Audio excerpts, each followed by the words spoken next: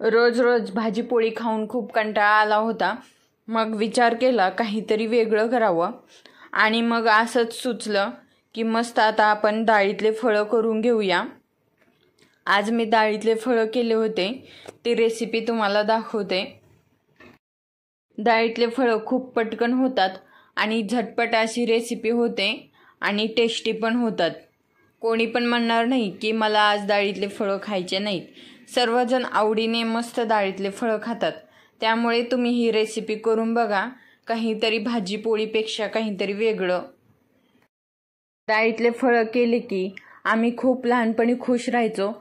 जसं की मॅगी केल्यासारखं. आता मॅगी केली की मुलं किती मस्त खुश राहतात त्याप्रमाणे. चला मग आता रेसिपीला सुरुवात करूया.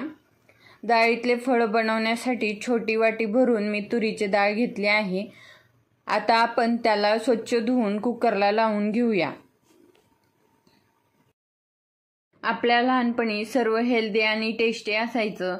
आता थोडंसं फास्ट फूडचा जमाना आला आहे, तरी पण आपण अशा रेसिपी मुलांना करून जर खाऊ घातल्या तर ते मस्त आवडीनं खातील. आता ह्या डाळीमध्ये मी 2 ग्लास पाणी ओतून घेते. आपल्याला डाळ पातळच करायची आहे, त्यामुळे पाणी जास्त ओतले तरी चालते. मी ही गॅसवर ठेवून देते कुकर. कुकरच्या 3 शिट्या करून घ्यायच्या. इथे गव्हाचे पीठ मी 2 वाटी घेतले आहे. त्यामध्ये चवीनुसार मीठ टाकून घेते आणि आता थोडे थोडे पाणी घालून पीठ मळून घेते. मीठ टाकून घेतलेले व्यवस्थित पिठामध्ये मिक्स करून घेऊ. आता थोडं थोडं पाणी घालून पीठ मळून घ्यायचे. एकदमच पाणी माझ्याकडून जास्त पडले आहे, त्यामुळे आता मी थोडीशी अर्धी वाटी पीठ टाकून व्यवस्थित पीठ मळून घेते.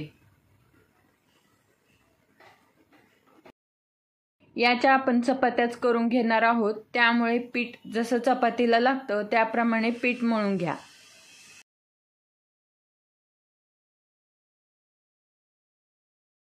पीठ मळून झाले आहे. आता आपण हे पीठ साईडला करून ठेवूया.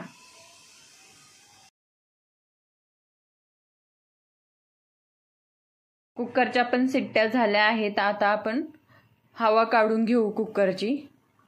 डाळ पण शिजली आहे. आता आपण त्यामध्ये मीठ, लाल तिखट ते टाकून घेऊन मस्त अशी डाळ घोटून घ्यायची.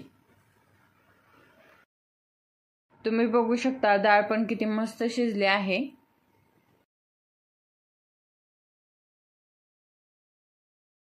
डाळीमध्ये चवीनुसार मीठ टाकून घेते.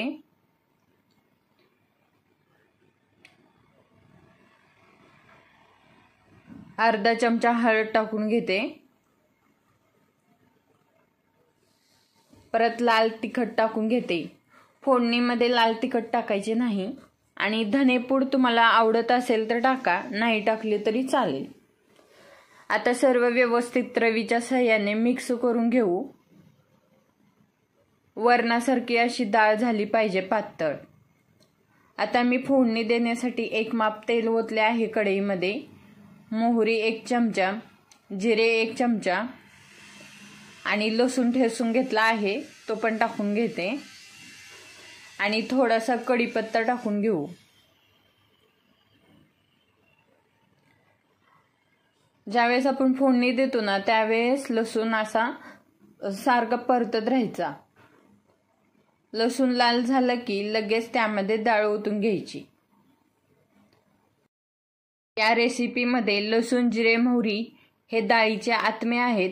जर करपले तर तुमची डाळ खूप खराब लागते. त्यामुळे व्यवस्थित लक्ष द्या फोडणीकडे आणि लगेच डाळ ओतून घ्या. तुमची फोडणी एकदम कडक आणि छान बसली ना, डाळीतले फळं खूप टेस्टी होतात. थोडंसं पाणी वाढवलं आहे, त्यामुळे थोडंसं मीठ टाकून घेते. गव्हाचं पीठ हे 4 ते 5 पोळ्याचं असल्यामुळे मी 3 ग्लास पाणी ओतून घेतले आहे डाळीमध्ये. आता आपलं पीठ मस्त भिजलं आहे. हाताला थोडंसं तेल लावून व्यवस्थित मऊ करून घेते.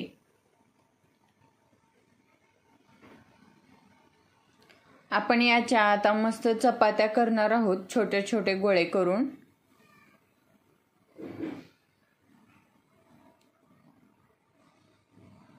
आता मी पिठाचा गोळा घेऊन मस्त लाटून घेते.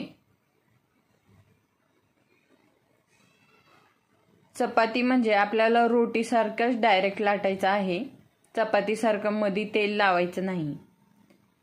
असाच गोळा घ्यायचा आणि मस्त असा लाटून घ्यायचा.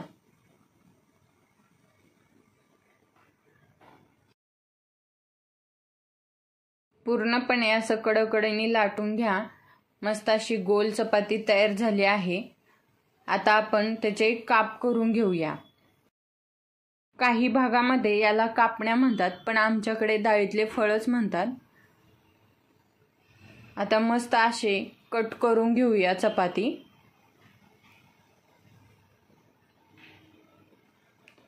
छोटे छोटे चौकोन भाग करून घ्यायचे. आम्ही दिल्लीवर क्वार्टरला असताना एक माझी गुजराती फ्रेंड होती. तिला मी हे डाळीतले फळं दिले होते. त्यावेळेस तिला खूप आवडले. ती म्हणाली, मला तुमची रेसिपी खूप आवडली, याला काय म्हणतात? मी म्हणलं, डाळीतले फळं. अरे, आम्ही क्वार्टरवर खूप एन्जॉय करायचो. दिल्ली तर खूपच आठवते मला. आता डाळीला उकळी फुटली आहे. आता आपण त्यात डाळीतले फळं टाकून घेऊया.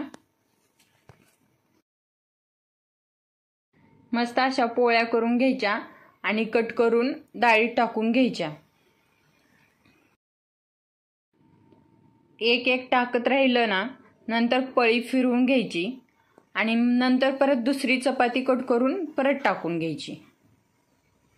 असं केल्यानं एकमेकाला फळं चिटकणार नाहीत. त्या वेळेस जास्त यूट्यूब नव्हतं, त्यामुळे एकमेकाला विचारून रेसिपी शिकायचो आणि मस्त लेडीज पण एकमेकाला शिकवायच्या. मी मस्त मोमोज पण शिकले दिल्लीला. फळावर प्लेट आता 10 मिनिटासाठी झापून ठेवा आणि गॅस मीडियम ठेवा. 10 ते 15 मिनिटं झाले आहेत. तुम्ही बघू शकता मस्त असे डाळीतले फळं शिजले आहेत. मस्त असे डाळीतले फळं तयार आहेत. तुम्ही मुलांना टोमॅटो सॉस टाकून देऊ शकता. मस्त मॅगी सारखी टेस्ट लागते.